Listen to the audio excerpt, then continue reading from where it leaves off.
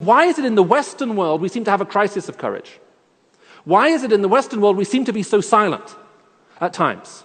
Why is it in the Western world it seems like so much of the church have taken a few words that Jesus said to a small group of disciples in a very particular set of circumstances, see to it you tell no one, and applied it as some kind of universal mandate to how we should understand how we talk about him? Does that make sense? In other words, why does it seem that there's so little of this? Now, I think there are lots of reasons why maybe we have a crisis, if you like, of confidence, a crisis of courage, a crisis of being willing to step out for the sake of the gospel at home. And one of them was actually highlighted in the conversation last night in the interview. And that is to do with a sense of intellectual shame that a lot of Christians feel in relationship to the gospel, which is namely that, okay, even though we feel the gospel is true, we're not sure that maybe it is true or could be demonstrated to be true, and so maybe it's true for us. Now, I don't know, has anyone ever said to you, I'm so happy for you that you're a Christian, I wish I could believe what you believe, but I can't? Have you ever heard that? Okay, now this is the softest form of this. Now, I heard that said to me so many times, especially when I first got into ministry. I began reflecting on that sentence. Why is it that so many people are saying this to me? And what I realized is what they were saying was this, is, Michael, there does seem to be a joy in your life, but this joy comes because of your faith in Jesus. But Jesus doesn't exist.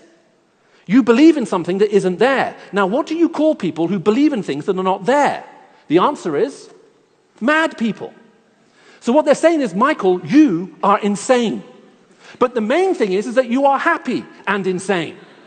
Now, I'm happy that you're happy. As a matter of fact, I'm so desperate to know some legitimate source of joy in this world, I too would embrace insanity just to join you, and I've thought about it, but I can't. Now,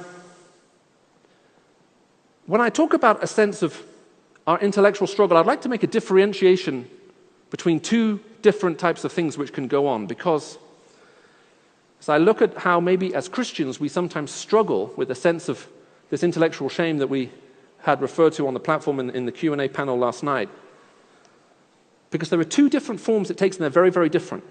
There is a huge difference between the intellectual questions we have that are born from cynicism and skepticism and the kinds of questions which are born out of doubt and confusion. They're very, very different. I don't know if you remember in the beginning of the Gospel of Luke, we have that whole series of angelic appearances. They're fantastic. Now, if we had time, I'll read through all of them. We don't have time to do that. And so let me just give a summary, because there is another larger passage of Scripture I'd like to be able to read later to you out of Hebrews 11. But I'd just like to start here out of Luke 1.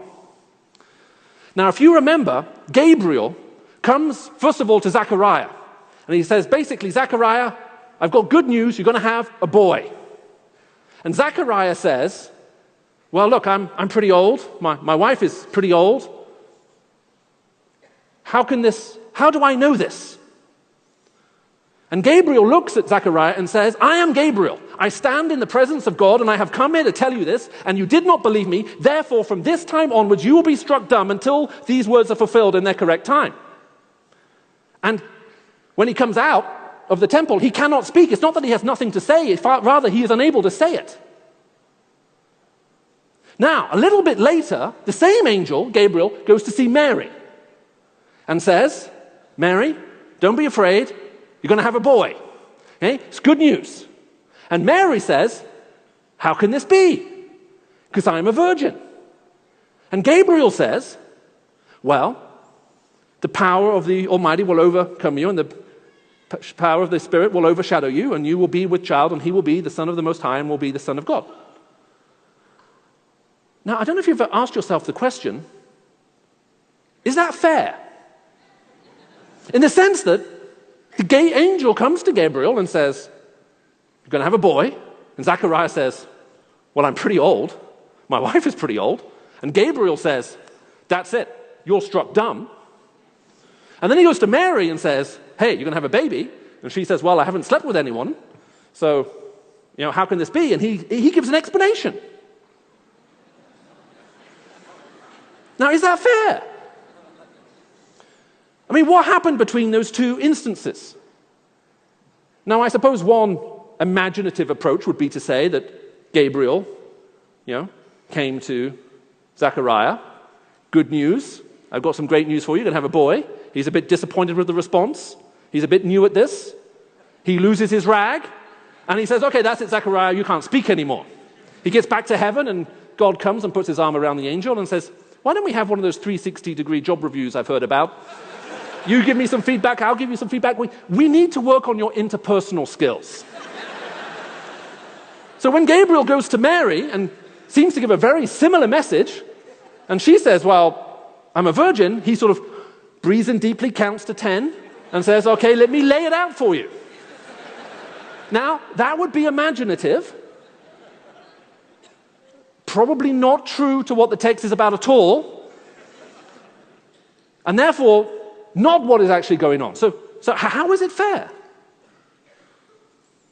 And the answer is, I believe, if we look closely at this text, is that God is dealing with them differently, because although their questions appear to be very similar, as a matter of fact, in the NIV translation, their two responses are made exactly the same. The ESV correctly puts a slight nuance of difference between the two, which is actually very, very important, is although they appear to be very, very similar, there is something very, very different, because the difference between a question of complete skepticism and cynicism and a question that's born out of doubt and confusion, they are not the same.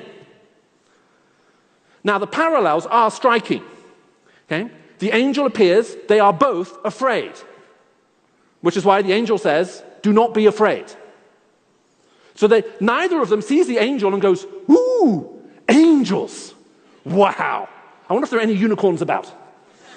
Okay? They are both respond to this revelation of holiness with terror. They are both frightened. They both are given emotional reassurance. Do not be afraid. This is good news. Okay? They are both told they will have children. They will both have boys. And yet the responses are so different. Now, questions born out of cynicism and skepticism are never interested in an answer. How will I know this? How can I know this is true? It's different from a question, how will this be? How is this possible? Let me just try to explain what I mean. In the cynicism, anything that's related to the gospel, and we live in a very cynical culture today, will be written off as chance. Answered prayer, chance. Fulfilled prophecy, chance. As soon as we write things off as chance, we're basically making them meaningless. Now, there is a clue, further clue, that's a differentiation between what's happening here with Zechariah and Mary. And it happens if you read, obviously, from chapter 1, verse 9 of the Gospel of Luke very carefully, where when the angel appears to Zechariah, what he actually says is, Zechariah, I am Gabriel. He says, Zechariah, your prayer has been heard, and your wife, Elizabeth, will bear you a son. Now, this is amazing. This changes everything. Gabriel, when he comes to Zechariah, unlike Mary, who was not praying, by the way, for immaculate conception, Zechariah was praying for a child. We know this because Gabriel says, your prayer has been heard, and your wife Elizabeth will bear you a son. So I guess we could go into the Greek and do some fancy hermeneutics, but I think it's safe to conclude from the text that Zechariah was praying for a child. So forget about atheistical skepticism at the moment. This is theistic skepticism. Zechariah, a priest in the temple, has been praying and asking God for a son, or for a child. We don't know if it's a son. Maybe he was asking for a son. It wouldn't be unreasonable in this culture to assume it was, but a child. An angel comes to him and says, good news. Your prayer has been heard. God is going to deliver. You're going to have a boy. And Zechariah says, how will I know this? Seriously? You've been praying and asking God, give me. And this is, If you have wrestled with the issue of childlessness, these are the kinds of issues that cause tears, sleepless nights, on your knees begging God, please, Lord, help, answer our prayer. May we have a child. And now an angel comes, your prayer is finally heard. And Zechariah's response is, how can I know this?